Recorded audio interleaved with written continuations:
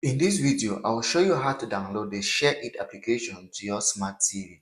This is very helpful and useful. Subscribe to the YouTube channel after watching the video.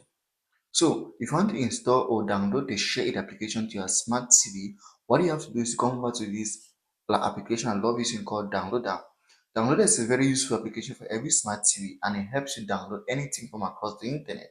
If you have downloaded on your smart TV, check the description of this video. There is a link and guide there that's going to help you get downloaded to your smart TV. So once you get downloaded to your smart TV, just go ahead and launch it. And in the search box here, you're going to search for the application SHAREit. So SHAREit is a smart TV application that can help you share files from across one smart TV to another or one smart TV to a phone or any other device. So after you search for the keyword SHAREit on downloader, just click on search. And downloader is going to show you where we can download the SHAREit application to your smart TV.